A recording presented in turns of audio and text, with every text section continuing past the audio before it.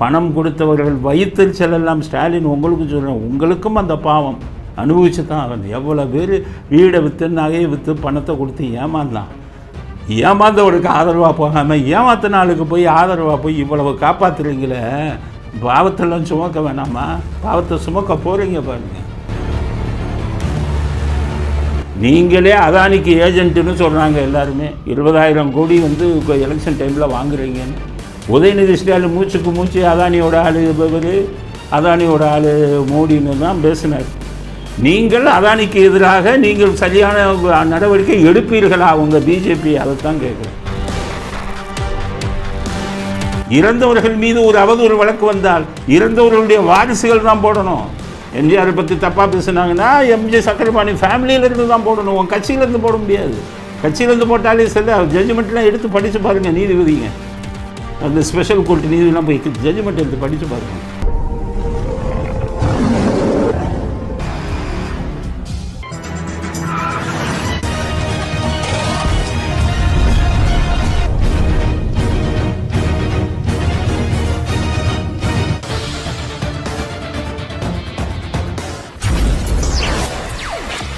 வணக்கம். இன்றைய அரசியல் ஆடுகளம் என்ன செய்திகள் அப்படிங்கிறத பார்க்கலாம். முதல் செய்தி, மீண்டும் ஜெயிலுக்கு போகிறார் செந்தில் பாலாஜி. இதுதான் முதல் செய்தி. ஏற்கனவே உங்கள் எல்லாருக்குமே தெரியும், செந்தில் பாலாஜியை கைது பண்ணாங்க. கைது பண்ணோன்னா பல முறை ஜாமீன் வந்தது. அப்போ உடல்நிலையை காரணமாக சொன்னாங்க. உடனே சுப்ரீம் கோர்ட் வந்து நீதிபதிகள் டாக்டர்ஸ்டெல்லாம் கருத்து கேட்டு, உங்கள் உடல்நிலை ஒன்றும் அவ்வளோ மோசம் இல்லை, நீங்கள் வெளியில் வந்து தான் சிகிச்சை பெறணும்னு அவசியம் இல்லை, ஜெயிலிருந்தே சிகிச்சை பெறலாம்னு ஜாமீனை தள்ளுபடி பண்ணாங்க. அதுக்கு பிறகு மறுபடியும் இது பண்ணி பெயிலு கேட்டாங்க திருப்ப. அப்போ சுப்ரீம் கோர்ட் என்ன சொல்லிட்டாங்க, நீங்கள் அமைச்சராக இருக்கிறீர்கள். அப்போ ஸ்டாலினை பற்றி சொல்லணும்னா, இப்படி ஒரு முதலமைச்சர் நம்ம தமிழ்நாட்டுக்கு வந்தது ரொம்ப வெட்கக்கேடான விஷயம். சட்டங்கிறதெல்லாம் உங்களுக்கு தெரியலைனாலும் மற்றவங்ககிட்ட கேட்கணும். உங்களுக்குன்னு பல நிர்பந்தங்கள் இருக்கும். செந்தில் பாலாஜி கொள்ளையடித்து உங்களுக்கு கொடுத்தாரு, ரைட்டு. செந்தில் பாலாஜி உங்களுக்கு கொள்ளையடித்து கொடுத்த ரகசியத்தெல்லாம் இதில் வந்து சொல்லாமல், அமலாக்கத்துறையில் சொல்லாமல் உங்களை காப்பாற்றினார், கரெக்டு. அதுக்கு நீங்கள் வேறு மாதிரி கைமாறு பண்ணணுமே ஒழிய சட்டத்தில் போய் விளையாடலாமா? அவருக்கு உள்ளே இருந்துக்கிட்டே லாக்கா இல்லாத அமைச்சர் அப்படின்னு கொடுத்தீங்க. சுப்ரீம் கோர்ட்டுக்கு போயிடுச்சு. அப்போ என்ன சொன்னாங்க, அவர் அமைச்சராக இருக்கிறார், சாட்சிகளை கலைப்பார், அவருக்கு செல்வாக்கு மிக்க நபர் அப்படின்னாங்க அமலாக்கத்துறை. உடனே சுப்ரீம் கோர்ட் வந்து கொடுக்க மாட்டேன்ட்டாங்க பெயில். உடனே இவர் என்ன, இது வந்து கோர்ட்டு, இது வந்து சட்டம் ஆளக்கூடிய நாடு, இது சட்டத்தின் ஆட்சி தான் இங்கே அதிகம். சும்மா ஒன்றும் படிக்காத அரசியல்வாதிகள், ஒரு இளவும் தெரியாது, சட்டம்னாலே என்னன்னு தெரியாது, ஏபிசிடி தெரியாதவங்கெல்லாம் முதலமைச்சராக உட்காந்துக்கிட்டு நம்ம நாட்டுக்கு கேவலம் இல்லை. லாக்கா இல்லாத அமைச்சரா? உங்கள் விசுவாசத்தை காட்டணுன்னா வேறு எதை காட்டணும்? இங்கே சட்டத்துக்கு நீங்கள் பதில் சொல்ல வேணாமா? லாக்கா இல்லாத அமைச்சர்னு கொடுத்தாங்க. அப்போ தான் அவங்க மந்திரியாக இருக்கிறார், இவருக்கு கொடுக்கக்கூடாதுன்னு சுப்ரீம் கோர்ட் சொன்ன உடனே லாக்கா இல்லாத அமைச்சரை ராஜினாமா பண்ண சொல்லிவிட்டு பெயிலுக்கு வாங்கினாங்க. அப்போ சுப்ரீம் கோர்ட் சொன்னேன், இப்போ அமைச்சர் இல்லைன்ன உடனே இதை கொடுத்தாங்க, ஜாமீன். திருப்பி வந்தீங்கல்ல, ஒழுங்காக ஜாமீன் வந்து மந்திரி இல்லைங்கிறதுக்காகத்தானே கொடுத்தான். வாங்கின மறாநாளும் மந்திரி. இப்படி ஒரு கேவலமான ஒரு முதலமைச்சரை, சட்டம் தெரியாத முதலமைச்சரை நான் இதுவரை எங்கேயும் பார்த்ததில்லை, கேள்விப்பட்டது கூட இல்லை. பெயிலு உங்களுக்கு மந்திரி பதவியில் இல்லை அப்படிங்கிற காரணம் காட்டி பெயில் கொடுக்குறான். பெயில் வாங்கின மறுநாளே மந்திரி வந்தால் நீங்கள் பெரிய மேதாவிகள் மதிக்கிறவங்களாம் முட்டாளா? அந்த சட்டம் பரிசவெல்லாம் முட்டாளா? சுப்ரீம் கோர்ட் நீதிவெல்லாம் முட்டாளா? இப்போ போட்டாங்க செந்தில் பாலாஜிகிட்ட பணம் ஏமாந்தவங்கெல்லாம் போட்டான். அவங்க பாவம்லாம் உங்களையும் விடாது. செந்தில் பாலாஜிக்கு ஆதரவு கொடுக்க வரை பணம் கொடுத்தவர்கள் வயிற்றுச்சல் எல்லாம் ஸ்டாலின் உங்களுக்கு சொல்கிறேன், உங்களுக்கும் அந்த பாவம் அனுபவிச்சு தான் ஆகணும். எவ்வளோ பேர் வீடை விற்று நகையை விற்று பணத்தை கொடுத்து ஏமாந்தான். ஏமாந்தவனுக்கு ஆதரவாக போகாமல் ஏமாத்த நாளுக்கு போய் ஆதரவாக போய் இவ்வளவு காப்பாற்றுறீங்களே, பாவத்தெல்லாம் சுமக்க வேணாமா? பாவத்தை சுமக்க போகிறீங்க பாருங்கள். அவங்கெல்லாம் பாவம் பணத்தை இது பண்ணிட்டு இப்போ அவங்க போனாங்க சுப்ரீம் கோர்ட்டுக்கு, வழக்கு நடந்துக்கிட்டு இருக்குது. அதுலேயே ஒரு இடை மனுவை போட்டாங்க. ஒரு இடை மனுவை போட்டு என்ன கேட்டாங்கன்னா, அவரை பெயிலில் விட்டாங்க. ஸ்டாலின் மறுநாளே மந்திரி ஆக்கிட்டார். மந்திரி இல்லைன்னு தானே பெயிலில் விட்டீங்க, மறுபடியும் மந்திரி ஆகிட்டார். இப்போ மந்திரிங்கிற அதிகாரத்தை வச்சு சாட்சிகளை கலப்பார், எல்லாத்தையும் பயமுறுத்துவார்ல, எப்படி வழக்கு ஒழுங்காக நடக்கும்னு கேள்வி கேட்டாங்க. நேற்று வந்து சுப்ரீம் கோர்ட்டில் காரி துப்பிட்டான் சுப்ரீம் கோர்ட். தமிழ்நாட்டுக்கே கேவலையா, நீங்கள்லாம் மந்திரியும் முதல் மந்திரியாக இருந்து இந்தியா பூரா காரி துப்புறான். சுப்ரீம் கோர்ட்டில் என்ன கேட்குறாங்க? ஜாமீன் விட்ட உடனே மறுநாளே மந்திரி ஆக்கிடுவீங்களா அப்படின்னு கேட்குறாங்க. இப்போ மந்திரி ஆகிட்டு மறுபடியும் சாட்சிகளை கலப்பற மாட்டாரா? இது ஒரு சீரியஸான விஷயம் சொல்லியிருக்காங்க. இது ஒரு முக்கியமான விஷயம். இதற்கு சரியான இது கொடுப்போம்னு சொல்லியிருக்கான். சரியான அடி உங்களுக்கு கொடுக்கப்படும், நிரந்தர தீர்வு இதுக்கு வந்து முற்றுப்புள்ளி வைக்கப்படும்னு சொல்லியிருக்காங்க. கேவலமில்ல. படிக்காத ஆளுங்கள்லாம் இப்படி முதலமைச்சராக உட்காந்துக்கிட்டு சட்டமும் தெரியாமல் இதுவும் தெரியாமல் ஜாமீன் இல்லை, இது மந்திரி இல்லைன்னு ஜாமீன் வாங்கிட்டு மறுநாளே மந்திரி ஆகிட்டு இருந்தானே, அவெல்லாம் இழிச்சவாயனா, எல்லாம் சட்டம் படித்தவங்க இல்லையா, நாக்கப்படுங்கிற மாதிரி இன்றைக்கி கேட்டிருக்காங்க. அதனால் இது என்ன ஆகும், இதன் விளைவு என்ன ஆகும், சட்டம் என்ன சொல்லுது அப்படின்னு பார்த்தீங்கன்னா 2 விஷயந்தான் நடக்கும். செந்தில் பாலாஜி திருப்பி ஜெயிலுக்கு போகணும், ஜாமீனை ரத்து பண்ணிடுவாங்க, திருப்பி ஜெயிலுக்கு போகணும். 1 ஜெயிலுக்கு போகாமல் இருக்கணுமா, செந்தில் பாலாஜி மந்திரியை விட்டு விலகணும். இது 2 தான் வழி. சட்டம் இது தான். இதை ஸ்டாலின் செய்வார். அவங்க கையில் லட்சக்கணக்கான கோடி இருந்ததுனால எல்லாமே சர்வ சாதாரணம். அவங்களுக்கு யாரை பற்றியும் அவங்களுக்கு கவலை கிடையாது. என் கையில் பணம் இருக்குது, அதிகாரம் இருக்குது, நான் என்ன கோமாளித்தனம் பண்ணுவேன், கூத்தடிப்பேன், இது எல்லாம் பண்ணுவேன், நீ எவனும் கேட்க முடியாதுங்கிற இருமாப்பு.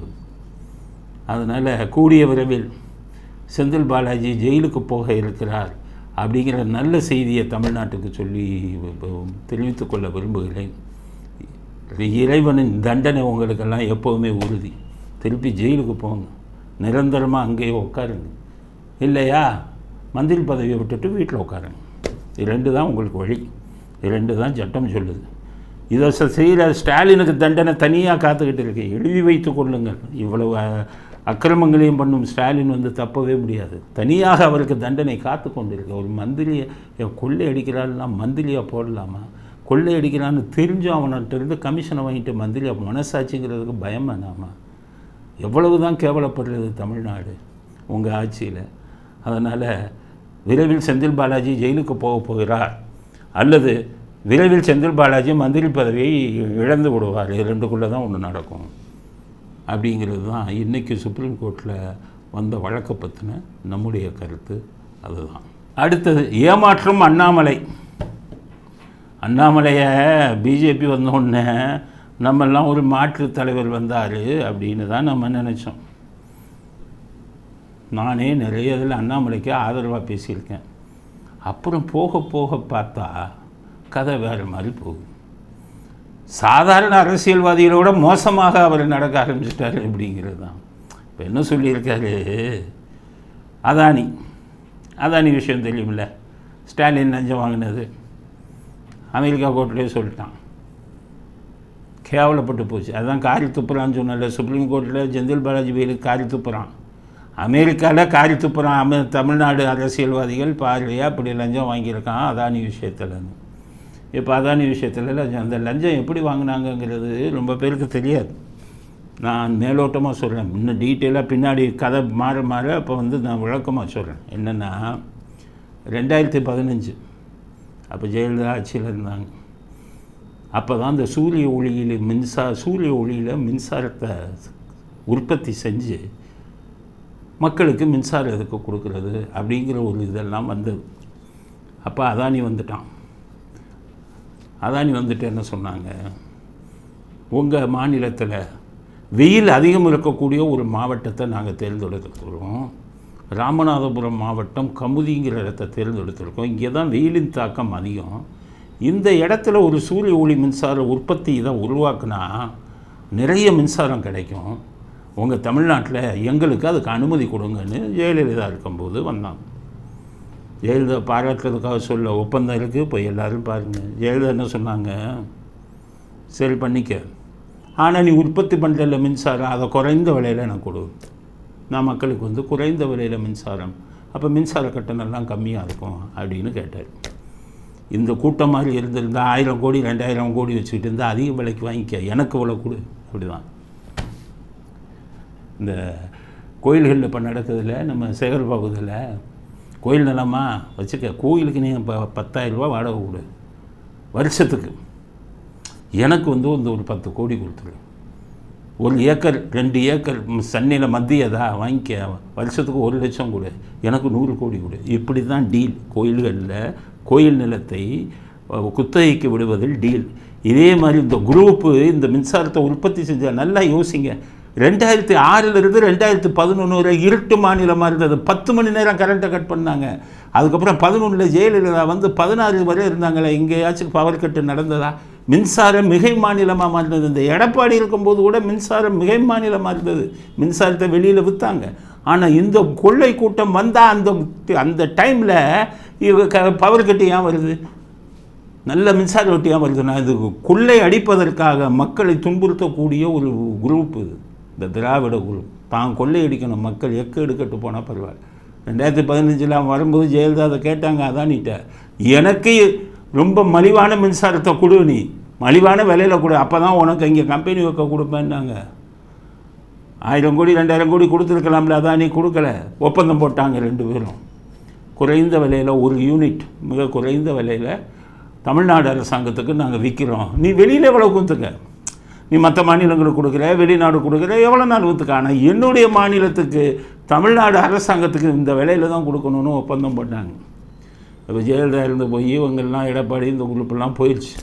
ஸ்டாலின் வந்தோடனே அதானிட்ட சொல்லிட்டான், 1ஆம் நம்பர் இன்டர்நேஷ்னல் இவங்கப்பா, அவங்க கொள்ளக்காரர்கள், நீ இவன்கிட்ட போய் ரூபா கொடுக்குறேன்னா தமிழ்நாட்டையே விலை போட்டு பிளாட் போட்டு உன்கிட்ட விற்றுட்டு போயிடுவாங்கன்னு சொன்னாங்க.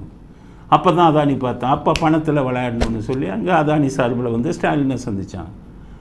அதானிய மகன் வந்துட்டு உதயநிதி ஸ்டாலினை சந்தித்தாங்க. என்ன கேட்டாங்க தெரியுமா? 2015 ரொம்ப மலிவான விலைக்கு உங்களுக்கு நான் மின்சாரத்தை கொடுக்குறோம் அப்படின்னு நாங்கள் ஒப்பந்தம் போட்டோம், அதை விட்டுட்டு அதிக விலைக்கு நீங்கள் என்கிட்ட மின்சாரத்தை வாங்குங்க, உங்களுக்கு இத்தனை கோடி. இவன் தான் வந்து எல்லாத்துக்கும் ரெடியாக இருக்கான தமிழ்நாட்டை விற்கிறதுக்கு. ராஜபக்சே இல்லை, தமிழ்நாட்டின் ராஜபக்சேக்கள் அவங்க சரி அப்படின்னு ஒத்துக்கிட்டு அதிக விலைக்கு மின்சாரம் வாங்குறதுக்கு அவன்கிட்ட இவ்வளவு பணத்தை வாங்கிக்கிட்டு அதிக விலைக்கு மின்சாரம் வாங்குறதுன்னு ஒத்துக்கிட்டாங்க. எதுக்கு உங்கள் மின்கட்டணம்லாம் இவ்வளோ போச்சு? அதானிட்டு சூரிய ஒளி மின்சாரத்தை குறைந்த விலையில் வாங்கியிருந்தால் நாம் இப்போ கட்டுற மின்கட்டணத்தில் 4ல் ஒரு பகுதி தான் கட்டுவோம். ஆனால் என்ன பண்ணிச்சு இந்த கூட்டம்? நல்லா யோசிச்சு பாருங்கள். தான் அதானிட்டு ரூபாயை வாங்கிட்டு அதிக விலைக்கு மின்சாரத்தை வாங்குறதுக்கு ஒத்துக்கிட்டான். அதுதான் விஷயம். அந்த கொடுத்த லஞ்சத்துக்கு தான் அமெரிக்கன் கவர்மெண்ட்டு பிடிக்கிறான். ஏன் என்னுடைய மக்கள் கொடுத்துருக்கான், உன் கம்பெனியில் முதலீடு பண்ணியிருக்கான், அதை வாங்கி லஞ்சம் கொடுப்பையா? லஞ்சம் கொடுக்கறதுக்கு உனக்கு சட்டப்படி இது இல்லைன்னு தான் இப்போ பிடிக்கிறான். ஆக நாட்டையே விற்றுருக்காங்க. இதுதான் விஷயம். இப்போ அண்ணாமலை எதுக்கு வர்றாருன்னா, இந்த விவகாரத்தை பற்றி முக்கியமான நபருக்கு அப்படின்னா செந்தில் பாலாஜிக்கு, அவர் தானே அமைச்சர், என்ன ஆதாயம் இருந்ததுங்கிற மாதிரி நிறைய ஆதாரங்களை நாளை வெளியிடுவேன்கிறார். நீங்களே அதானிக்கு ஏஜென்ட்டுன்னு சொல்கிறாங்க எல்லாருமே. 20,000 கோடி வந்து எலெக்ஷன் டைமில் வாங்குறீங்கன்னு. உதயநிதி ஸ்டாலின் மூச்சுக்கு மூச்சு அதானியோட ஆள் இவர், அதானியோட ஆள் மோடின்னு தான் பேசினார். நீங்கள் அதானிக்கு எதிராக நீங்கள் சரியான நடவடிக்கை எடுப்பீர்களா உங்கள் பிஜேபி? அதைத்தான் கேட்குறேன். ஏமாற்றும் அண்ணாமலைன்னு ஏன் போட்டேன்னா, டிஎம்கே ஃபைல் 1ன்னு அண்ணாமலை ரிலீஸ் பண்ணார்ல, நல்லா யோசிங்க. அதில் என்ன சொன்னார்? நோபல் ஸ்டீல் பிரைவேட் லிமிட்டட்னு துபாயில் ஒரு கம்பெனி வந்து உதயநிதி பேரில் ஆரம்பிச்சிருக்காங்க. உதயநிதி தான் டைரக்டரு. இப்போ அன்பில் மகேஷ் அவரை ராஜினாமா பண்ணிட்டு அன்பில் மகேஷ் வந்திருக்காரு. இது இவர்கள் குடும்ப கம்பெனி. இதை வெளிநாட்டில் ஆரம்பித்து தமிழ்நாடு அரசாங்கம் ஸ்டாலினின் மகன் கம்பெனியில் 1000 கோடி புரிந்துணர்வு ஒப்பந்தம் போட்டிருக்காங்கன்னு சொன்னார். 3 வருஷத்துக்கு முன்னாடி. எவ்வளவு பெரிய ஆதாரம்! இதை ஈடிகாரன் தான் கொடுத்துருக்கான் அண்ணாமலைக்கு. கொடுத்தீங்கல்ல. 3 வருடம் கழித்து இதுவரை என்ன நடவடிக்கை எடுத்தீர்கள்? அண்ணாமலைக்கு கேள்வி கேட்குறாங்க. நீங்கள் சும்மா வந்து ஆதாரத்தை வெளியில் சொல்லிவிட்டு அதோடு விட்டுருவீங்களா? ஜார்ஜ் பேங்க் இங்கிலாண்டில், ஜார்ஜ் பேங்க்குங்கிறது வந்து சபரீசனுக்கு வச்சிருக்கிற பேங்க்கு, அதில் இன்னும் நிறைய விஷயங்கள் இருக்குது அப்படின்னு ஒரு குற்றச்சாட்டு சொன்னீங்கல்ல. என்னாச்சு? 3 வருஷம் ஆச்சே. குற்றச்சாட்டாக தானே நிற்கிது. அப்போ ஊரை ஏமாத்துற வேலை தானே இது. சும்மா வெறும் குற்றச்சாட்டை சொல்லிடுறது. ஒன்றும் செய்யலைன்னா என்ன அர்த்தம்? ஆல்ஸ்டாம்ங்கிற கம்பெனியில் 200 கோடி டொனேஷன் வாங்கியிருக்காங்க திமுக அப்படின்னு சொல்லி ஆதாரத்தோடு சொன்னீங்கல்ல, என்னாச்சு? நீங்கள் எல்லாமே உங்கள் கையில் தானே இருக்குது. சிபிஐ, இன்கம் டேக்ஸு, இடி, அமலாக்கத்துறை. இப்போ அமலாக்கத்துறையில் என்ன நடந்தது? உங்கள் ஆட்சி தானே நடக்குது மத்திய அரசாங்கத்தில். அமலாக்கத்துறையில் இவருடைய தம்பி அசோக்கை தேடப்பட்ட 1 வருஷமாக மறைஞ்சிருக்காருல்ல, செந்தில் பாலாஜி தம்பி. 300 கோடிக்கு வீடு கட்டியிருக்காருல்ல. ஏன் இன்னும் பிடிக்காமல் இருக்கீங்க நீங்கள்? தமிழ்நாடு போலீஸ் பிடிக்க முடியாது, அமலாக்கத்துறை கேஸு. உங்கள் அமலாக்கத்துறை ஏன் இன்னும் பிடிக்காமல் இருக்கீங்க? அப்போ தமிழ்நாட்டில் இருக்கிறவங்க இழிச்சா வாங்கிங்கன்னு ஒவ்வொருத்தர் மேலே குற்றச்சாட்டு சொல்லிடுறது. எதுக்கு நீங்கள் செந்தில் பாலாஜி மேலே ஊழலுக்காக நீங்கள் கேஸை போடல. அவர் அமித்ஷா விமான நிலையத்துக்கு வரும்போது கரெக்டாக கட் பண்ணாருங்கிற கோபத்தில் தான் போட்டீங்க. அதுக்கப்புறம் என்ன நடந்தது? அசோக்கெல்லாம் நீங்கள் பிடிக்கவே இல்லையே. ஆக வெறும் குற்றச்சாட்டை சொல்லிடுறது, தமிழ்நாட்டு மக்களை ஏமாற்றிக்கிறது. ஆனால் எந்த நடவடிக்கை எடுக்கிறது இல்லை. நடவடிக்கை எடுக்காவிட்டாலும் பரவாயில்லையே. அவர்களுடன் நெருக்கம் காட்டும் பி டீமாக மாறிவிட்டது பிஜேபி.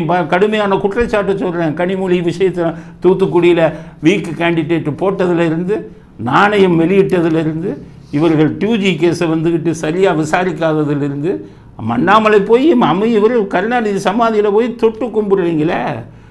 ஐயா கலைஞர் ஐயான்னு இல்லை சொல்கிறீங்க. அந்த சமாதிக்கு போய் தொட்டு கும்பிட்டதுக்கப்புறம் அவர்களை பற்றி குற்றச்சாட்டு சொல்வதற்கு உங்களுக்கு அடிப்படை தகுதி இருக்கிறதா அண்ணாமலைங்கிறது தான் என்னுடைய கேள்வி. எவ்வளவு பெரிய ஊழல் இன்றைக்கி நடந்திருக்கு. மக்கள் மின்சார கட்டணத்தப்பதனால இதாகி போயிருக்காங்க. வாழ்க்கையில் நடுத்தர மக்கள், கீழே இருக்கிற மக்கள் எல்லாமே எவ்வளவு மின்சார கட்டணத்தை உயர்த்தியிருக்காங்க. 50% சொல்லிட்டு 100%, 200% மேலே கொடுக்குறாங்க. 4000, அதாவது 4000 ரூபா மின்சார கட்டணம் கட்டிக்கிட்டு இருந்தவங்க 10,000 ரூபா கட்டுறாங்க. அது 50% உயர்வா? வாடகையை விட அதிகம் கட்டுறாங்க மின்சார கட்டணத்தை. இதுக்கெல்லாம் காரணம் யார்? அதானிகிட்ட பணத்தை வாங்கிட்டு அதிக விலைக்கு மின்சாரத்தை வாங்கி கொடுக்குறான். ஜெயலலிதா போட்ட ஒப்பந்தத்தை மீறி வாங்கிக்கிட்டு இருக்கான். அதனால தான் காரணம். அப்போ அவனை பற்றி அவங்கள கைது பண்ணி உள்ளே போடுறது உங்களுடைய கடமை இல்லையா? மத்திய அரசாங்கம் அமெரிக்காட்ட கேளுங்க, எவன் வாங்கினா? எங்கள் தமிழ்நாட்டில் எவன் வாங்கினா? ஆதாரத்தை கொடுன்னு உள்ளே அரெஸ்ட் பண்ணி கூட்டிகிட்டு போ அமெரிக்காவுக்குன்னு சொல்ல வேணாமா உங்களுடைய மத்திய அரசு? இப்போ எங்கள் ஆதாரத்தை ஆதாரத்தை கொடுத்துட்டு நாக்க வலிக்கிறதா? அண்ணாமலைக்கு தான் கேட்குறேன். செந்தில்பாலாஜி இவங்களை பற்றி, மின்சாரத்தை பற்றி, அதானை பற்றி ஆதாரத்தை வச்சு நாக்க வலிக்க போகிறீங்களா? எங்களை நாக்க வலிக்க சொல்கிறீங்களா? என்ன நடவடிக்கை? இதுவரை என்ன நடவடிக்கை எடுத்தீர்கள் நீங்கள்? ஆக மாநில அரசும் மத்திய அரசாங்கமும் சேர்ந்து தமிழ்நாட்டு மக்களை வஞ்சித்து கொண்டிருக்கிறீர்கள்ங்கிறது தான். நீங்கள் ஏற்கனவே anti people government BJP. Bank பேலன்ஸில் நீங்கள் பிடிக்கிறதுலேருந்து ஏடிஎம்மில் வட்டி போட்டு அவன் பணத்தை எடுக்கிறதுக்கு வட்டி, அவன் பணத்தை பேங்க்கில் போடுறான். அவன் போய் ஏடிஎம்மில் எடுத்தால் ஒரு 20 ரூபா கட்டு பெர்சன்டேஜ் போட்டு ஜிபேயில் கட்டுறவன் வெளிநாட்டுக்காரன் வட்டி போடுறானா? இப்படி மக்களை ஜிஎஸ்டியில் பண்ணுற கொடுமை தான் நான் டெய்லி பேசிக்கிட்டு இருக்கேன். இப்படி நீங்களே ஆன்டி பீப்புள், மக்களுக்கு எதிரான ஒரு அரசாங்கத்தை நடத்தி கொண்டு இருக்கிறீர்கள். இங்கே ஒரு ஊழல் அரசு வந்துக்கிட்டு இருக்கு. 2 பேரும் கை கோர்த்துக்கிட்டு ஊரை ஏமாத்துறீங்களா? அடுத்த ஒரு ஆதாரங்களை வச்சுக்கிட்டு என்ன பண்ண போகிறீங்க? நாக்கு எங்களை வலிக்க சொல்கிறீங்களா? ஏமாற்று வேலை. அண்ணாமலையும் சேர்ந்து இவர்களுடன் ஏமாற்றுகிறார். நல்ல அரசியல்வாதியாக வருவீங்கன்னு நினச்சோம். ஆனால் நீங்கள் எல்லா திருடுமுள்ளையும் பண்ணிட்டு இன்னும் பல விஷயங்கள் தெரிஞ்சு தான் மனசு வேதனையோடு பேச முடியாது. எங்கெங்கே இப்போது அரசியல் பணங்கள் எப்படி ட்ரஸ்ட்டாக ஆரம்பித்து ஒரு மிகப்பெரிய பத்திரிகையாளரோட நீங்கள் கூட்டணி சேர்ந்து எத்தனை கோடிகள் எல்லாமே கைமாறிக்கிட்டு நீங்கள் என்னென்ன பண்ணிக்கிட்டு இருக்கீங்கிற விஷயங்கள்லாம் தெரிஞ்சு தான் பேசுகிறேன். இல்லைன்னா உங்களை தாக்கி பேச வேண்டிய அவசியம் இல்லை. மிகப்பெரிய பத்திரிகையாளரும் இவரும் கூட்டணி சேர்ந்துருக்காங்க பண விஷயத்தில். ட்ரஸ்ட்டை வச்சுக்கிட்டு எப்படி பணம் கை மாறுது, பல விஷயங்கள். எப்படி உங்களை சிறந்த தலைவராக எங்களால் ஏற்றுக்கொள்ள முடியும்? ஏற்றுக்கொள்ளவே முடியாது. நீங்கள் பண்ணக்கூடிய விஷயம் ஏதாச்சும் உண்மையை பேசுனா 200 பேர் வச்சா கால் சென்டரை வச்சுக்கிட்டு நீங்களும் இந்த திமுககாரங்களும் அவன் திட்டுறது. அண்ணாமலை வாழ்க, Annamalai the chief minister, Annamalai future chief மினிஸ்டர்னு அவனோட கை ஒத்துக்கிட்டு இந்த மாதிரி போச்சுட்டு பேசுகிறவனையும் பேச விடுறதில்லை. நல்ல தலைவராக இப்போ பாருங்கள், தமிழ்நாட்டு தலைவிதி இவ்வளோ மோசமாயிடுச்சு. விஜய் வந்தாருன்னு நிறைய பேர் எதிர்பார்த்தாங்க. இவ்வளோ மழை பெஞ்சது, மக்கள் இவ்வளோ பாதிக்கப்பட்டாங்க. சாதாரண கடலூர், திருவண்ணாமலை எல்லாம் நிறைய பாதிக்கப்பட்டிருக்காங்க. இன்னும் தண்ணி இதாகலை. சென்னை பூரா இது வந்தது, வீட்டுக்குள்ளே வந்து ஒரு வார்த்தை பேசியிருப்பாரா இந்த விஜய்? எதுக்கு நீங்கள் அரசியலுக்கு வந்தீங்க? அரசியலுக்கு வந்தால் மக்கள் பிரச்சனைகளை பற்றி வாய் திறக்கணும்ல. வெறும் ட்விட்டரில் இது போட்டால் மட்டும், புரியாத மொழியில் ட்விட்டரில் போட்டால் மட்டும் நீங்கள் சிறந்த அரசியல்வாதியாக வந்துட முடியுமா? ஆக புது அரசியல்வாதிகள் வந்தால் எல்லாருமே இப்படி இருக்காங்க. யாரை ஆதரிப்பது மக்களுக்கு புரியலை. அதனால தான் 4000 ரூபாய் வாங்கிட்டு ஓட்டு போட்டு போயிடுறேன், அவங்களோட என்னடா பண்ணுறது அப்படின்னு சொல்லி. அதனால் அண்ணாமலை தமிழ்நாட்டு மக்களை ஏமாற்றுகிறார். வெறும் ஆதாரங்களை கொடுத்துவிட்டு இவர்கள் பிஜேபியை அரசாங்கம் திமுகவின் பி டீமாக அந்த 23 வெக்கங்கட்ட 23 எம்பிகளுக்காக தமிழ்நாட்டை இவர்களும் சேர்ந்து அடமானம் வைத்து கொண்டிருக்கிறார்கள் அப்படிங்கிற வருத்தமான செய்தியும் உங்களுக்கு பகிர விரும்புகிறோம். பாஜக கட்சியைச் சேர்ந்த ராஜா அவருக்கு 6 மாதம் ஜெயிலு கொடுத்துருக்காங்க. இது சட்டம் சம்மந்தப்பட்ட பிரச்சனை. அதனால் நீங்கள் எல்லாம் புரிஞ்சுக்கணும். அவர் மேலும் உள்ள குற்றச்சாட்டு கனிமொழியை தாக்கி பேசினார் அவதூறா. கனிமொழி வழக்கு போட்டுருக்க. கனிமொழிக்கு சட்டம் சுத்தமாக தெரியாது. பேர் தான் எம்பி. நான் இங்கிலீஷில் பேசுவேன், இதில் பேசணும், ஒன்றும் தெரியாது. நீங்கள் ஒன்றும் தெரிஞ்சவங்களாக இருந்தால் வக்கீலுக்கு தெரியலனாலும் உங்களுக்கு தெரிய வேணாமா? இந்த வழக்கு 2 வழக்கு. கனிமொழி அவதூறாக பேசினார். இன்னொன்று இப்போ ஈவேரா அவர் சிலையை உடைப்பேன்னாராம், அதுக்கு ஒரு கேஸு. ஏன் ஒரு சிமான் சொல்லலை, எங்கெங்கே கருணாநிதி சிலை இருக்கோ உடைப்பண்டான்னு சொன்னார். 80 அடி சிலையை போட்டு உடைப்பேன்னாரு. ஏன்ப்பா வீராதி வீரர்கள் சீமான் மேலே கேஸ் போட்டுருக்க வேண்டியதானே? அது என்ன ராஜா மேலே போய் அவர் பயப்படுவார், இது பண்ணுவார் அப்படின்னு போட்டிருக்கீங்களா? சரி, இந்த 2 வழக்கில் சட்ட பிரச்சனையை பார்ப்போம். இது 2ம் இப்போ பழைய சட்டம் 499 500 ஐபிசி பிரிவில் அவதூறு வழக்காக பதிவு செய்யப்பட்டிருக்கு. அவதூறு வழக்கு 499 500 கரெக்டு. ஆனால் எந்த கோர்ட்டில் ஃபைல் பண்ணியிருக்காங்கன்னு பாருங்கள். சட்டம் தெரிந்தவரில் 2 தடவை எம்பி கனிமொழி. கேவலம். நம்ம தமிழ்நாட்டுக்கு ஒரு சட்ட அடிப்படையே தெரியாத ஒரு எம்பி எந்த இதில் போட்டிருக்காங்க? எம்பி எம்எல்ஏக்கான வழக்குகளை விசாரிக்கும் கோர்ட்டில் போட்டிருக்காங்க. அதை எப்படி போட முடியும்? தமிழ்நாட்டு மக்கள் புரிஞ்சுக்கோங்க. கனிமொழிக்கு தான் சட்டம் தெரியாது, உங்களுக்கு புரிஞ்சுக்கோங்க. நான் சொல்கிறேன், எம்பி எம்எல்ஏக்கள் வழக்குகளை விசாரிக்கும் தனி கோர்ட்டு ஏன் உருவாச்சு? காரணம் என்னென்னா, அந்த வழக்கே எம்பி எம்எல்ஏக்களுக்கு எதிரான வழக்கு.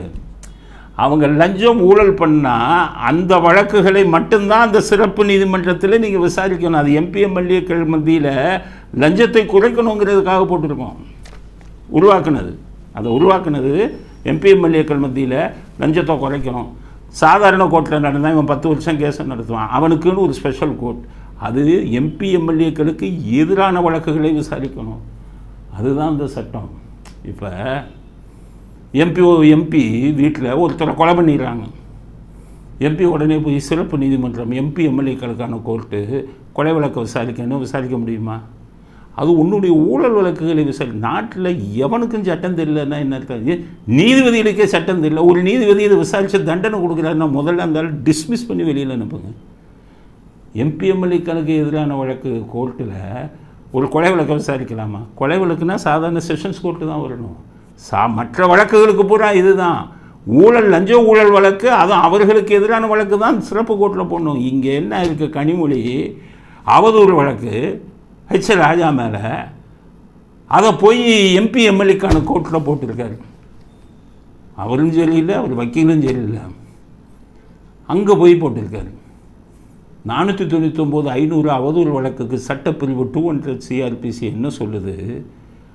அதாவது தனி புகாராக கன்சர்ன்டு மேஜிஸ்ட்ரேட், அது சம்மந்தப்பட்ட அந்த எல்லைக்கு உட்பட்ட மேஜிஸ்ட்ரேட் கோர்ட்டில் தான் அதை ஃபைல் பண்ணணும் அப்படின்னு இருக்குது.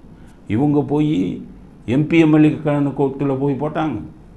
அதையும் ஒரு ஜட்ஜு விசாரித்து 6 வருஷம் கழித்து தண்டனையும் கொடுக்குறாரு, 6 மாதம். அப்போ முதல்ல ஜட்ஜை டிஸ்மிஸ் பண்ணி வெளில அனுப்புங்க. ஜட்ஜு எடுத்துருக்கக்கூடாது. அதுக்கு அடுத்தது இவங்க வக்கீலுங்க இவங்கெல்லாம் சொல்ல வேணாமா? மேடம் இந்த கோர்ட் வராது, மேஜிஸ்ட்ரேட் கோர்ட்டில் தான் போகணும். அப்போ எந்த அளவுக்கு நீதி சீரழிஞ்சுக்கிட்டு இருக்குது தமிழ்நாட்டில் பாருங்கள். ஒரு அடிப்படை விஷயமே தெரியல. அதுக்கடுத்தது பெரியார் சிலையை உடைச்சிட்டாங்க. பெரியார் சிலை உடைச்சிட்டாங்கன்னா உடனே தூக்கி ஜெயிலில் போட்டுருவோம். வாய்நாள் சொன்னாங்கன்னா உடனே தூக்கி ஜெயிலில் போட்டுருவீங்களா? பெரியார் சிலையை உடைச்சிட்டேன்னா யார் கேஸை போடணும்? பெரியாருடைய வாரிசுகள் தான் அவதூறு வழக்கை யார் போடணும்? போகிறவர்கள்லாம் போட முடியாது. உங்கள் திமுக அந்த நாட்டு வக்கீல் பாரஸ் பாரதியெல்லாம் போட முடியாது. இறந்தவர்கள் மீது ஒரு அவதூறு வழக்கு வந்தால் இறந்தவர்களுடைய வாரிசுகள் தான் போடணும். எம்ஜிஆரை பற்றி தப்பாக பேசுனாங்கன்னா எம்ஜி சக்கரபாணி ஃபேமிலியிலேருந்து தான் போடணும், உங்கள் கட்சியிலேருந்து போட முடியாது. கட்சியிலேருந்து போட்டாலே சில ஜட்ஜ்மெண்ட்லாம் எடுத்து படித்து பாருங்கள் நீதிபதிங்க, அந்த ஸ்பெஷல் கோர்ட் நீதிபதிலாம் போய் ஜட்ஜ்மெண்ட் எடுத்து படித்து பாருங்கள்.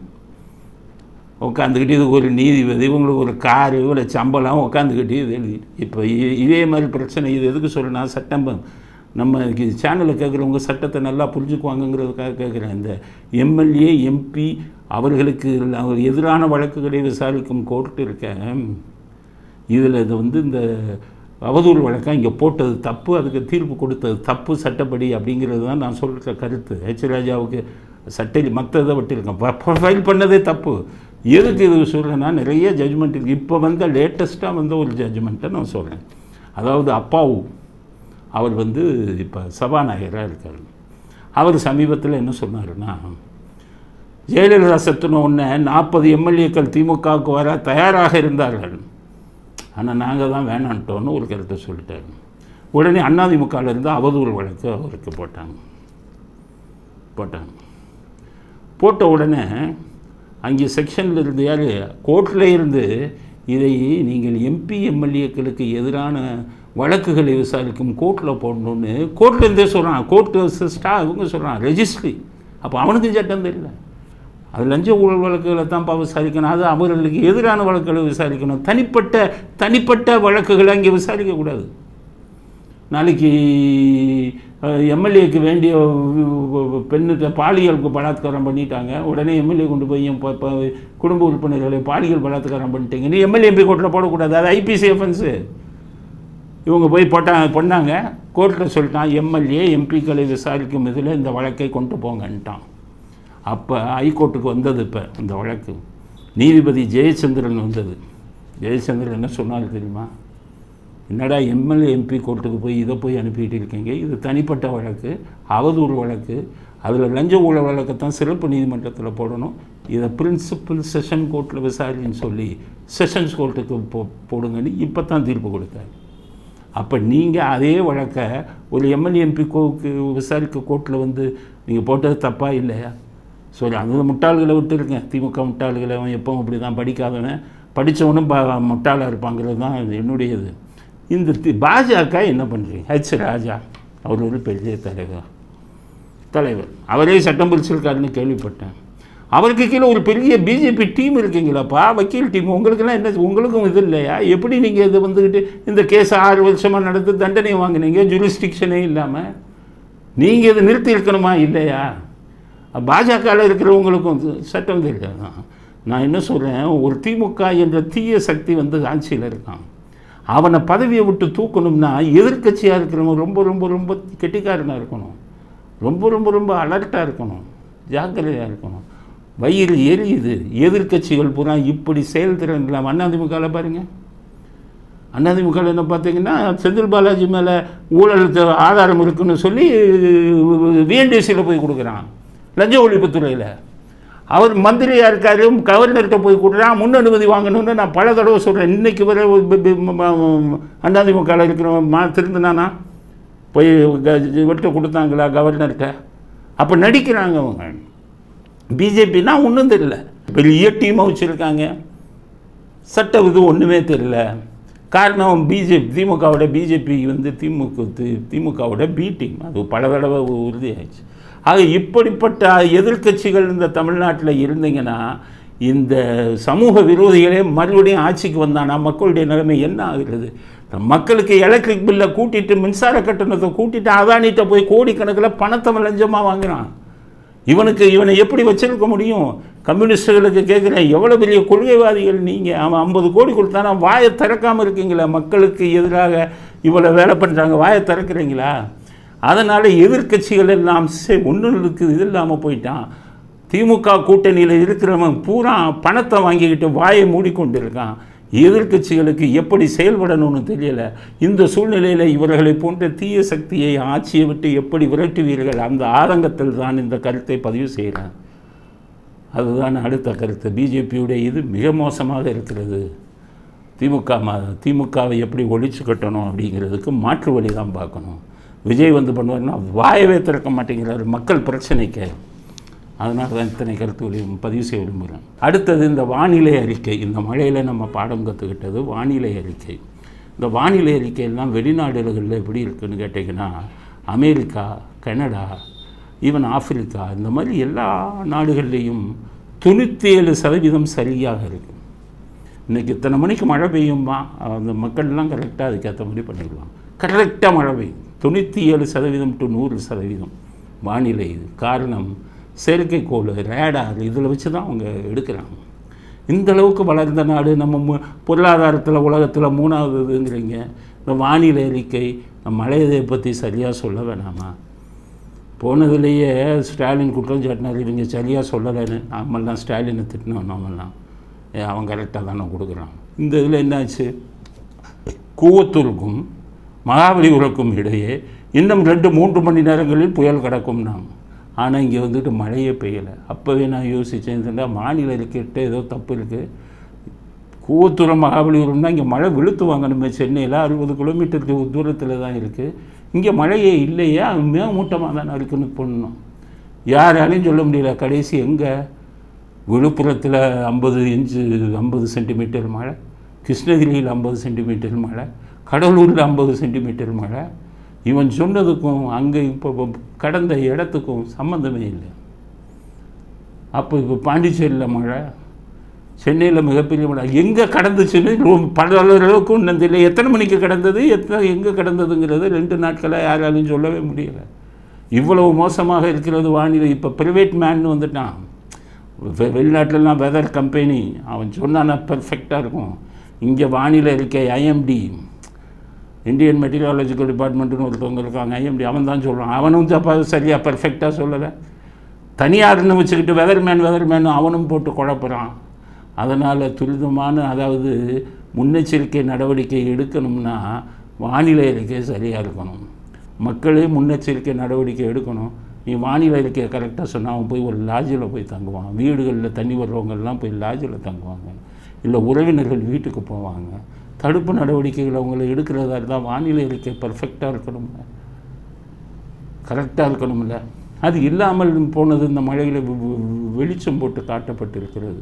அதனால் மத்திய அரசாங்கத்துக்கு சொல்கிறேன், எவ்வளவோ வளர்ந்த நாடுகளில் வானிலை அறிக்கை 97% முதல் 100% வரை மிகச்சரியாக கணித்து சொல்லும்போது, இவ்வளவு பெரிய இந்தியாவில் இன்னும் வானிலை அறிக்கை சரியாக கணிப்பு சரியாக இல்லை. இந்த மழையில் அது புழுவாயிடுச்சு. மாநில அரசாங்கங்களும் மத்திய அரசாங்கமும் மாற்று இதை எடுத்து இன்னும் அதை எந்த அளவுக்கு டெவலப் பண்ணணுமோ, எந்த அளவுக்கு மேம்படுத்தணுமோ அதை செய்யணும். அடுத்த மழைகளில் இந்த மாதிரி விஷயங்கள் வரக்கூடாது அப்படிங்கிறது அவங்களுக்கு செய்தியாக சொல்கிறேன். நீங்கள் தண்ணியை தான் தடுக்க முடியலை, உங்களால் தண்ணியை தடுக்க முடியலை. எத்தனையோ வழிகள் இருக்குது. சொன்னால் அவருக்கு புரியாது. ஸ்டாலினுக்கு அதை கேட்குறானே என்னன்னு தெரியாது, எதுவும் முடியாது. மழையில் நீங்கள் கஷ்டப்படுறீங்கன்னா ஒவ்வொரு தெரியாமல் கஷ்டப்பட்டுக்கிட்டு இருக்கீங்க. சும்மா பேண்ட்டையும் சட்டையும் போட்டு ரொம்ப கம்ஃபர்டபுளாக போகிறீங்க. உங்கள் மனைவி கூட பார்த்தீங்கன்னா மழையில் நனைஞ்சிக்கிட்டே கோயிலுக்கு போய் சாமி கும்பிட்றாங்க. மழையில் ஃபுல்லாக நனைஞ்சிட்டே கோயிலுக்கு போகிறாங்க.